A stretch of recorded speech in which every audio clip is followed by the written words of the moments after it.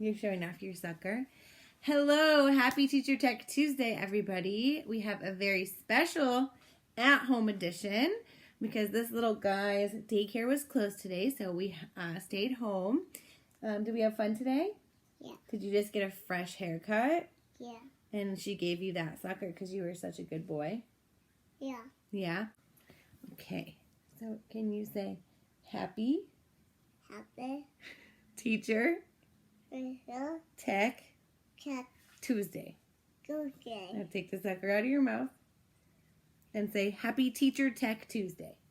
Happy Cat Teacher Tuesday. Good job, buddy. Close enough. All right, you want to go play now? Okay, bye. All right, so for today's Teacher Tech Tuesday, I wanted to share with you guys how I've used Google Forms and grading them, and I've just found this new way of grading that has streamlined my grading process. I get my quizzes and tests back to my students next day usually, and it's just, oh, thank you. This guy. So it's just really so much quicker, and I love it. So here it is. What? Yes. Here it is. Okay, so you have a quiz set up in Google Classroom, and you're ready to grade it. And so what I used to do is I used to go in here after I've put in the answers and grade them one at a time. So I have 78 quizzes here for my Math 7, and I also gave my accelerated kids the same quiz. So that's another 64 quizzes. So a lot of quizzes to grade one at a time. But with Google Classroom, it's not grading them one at a time isn't terrible. So you would just kind of look at each one, and if it was already in green, excellent, you didn't have to do anything. Multiple choice, pretty straightforward, didn't have to change anything.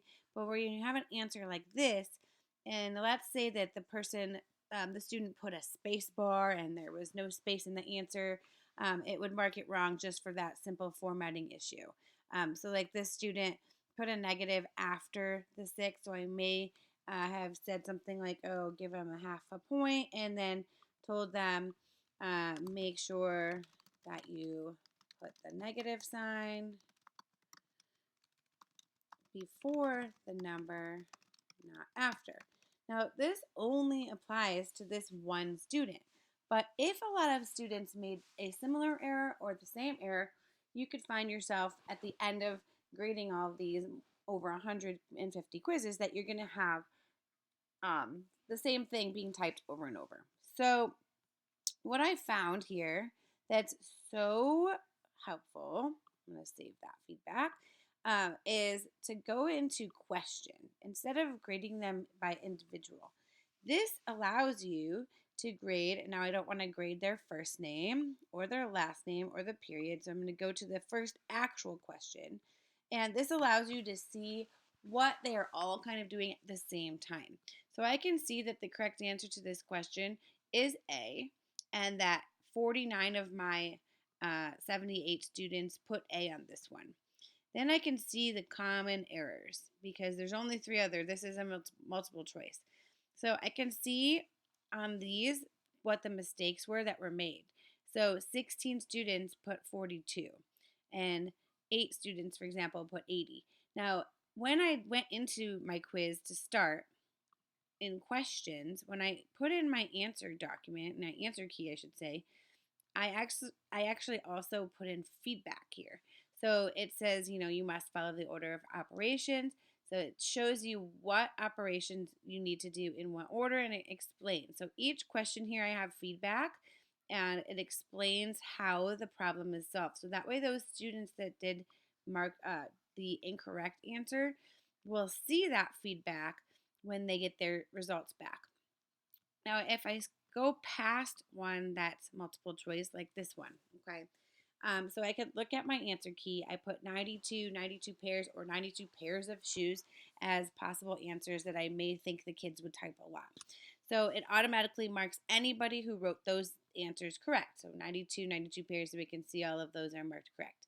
Then I come to answers that are 23. Only one student wrote this, but a few students didn't do that same error, okay, of taking half instead of doubling. So I can just mark these incorrect, but then this one is a correct answer. It's just that they typed it differently than me. So I can just mark it correct here. 92 shoes, I'll give that to them. 94 was close. 96, 92, 23 is incorrect. 102 is incorrect.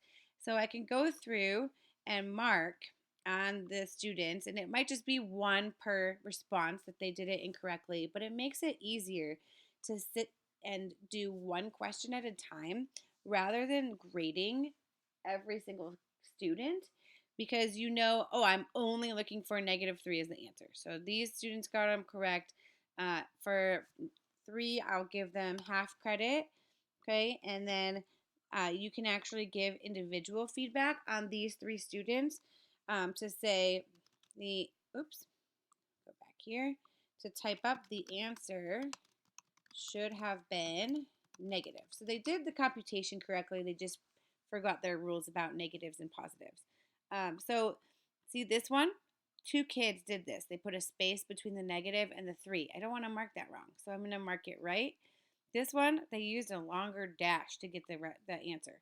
So you can go through and quickly grade this way, even if it's something like an English test and it's a long response problem.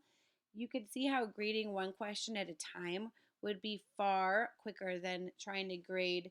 The thing that drove me nuts about grading paper tests was the flipping of the page on 100 something copies of a couple page long test. So what Google Classroom has really done is streamlined the grading process and making it so much easier to see, okay, so this one must be 50, so all of these students got 50, and I can quickly go through, and you can see that I'm already more than halfway through grading, well, pretty much halfway through grading this quiz, just as I was doing this video for these couple minutes.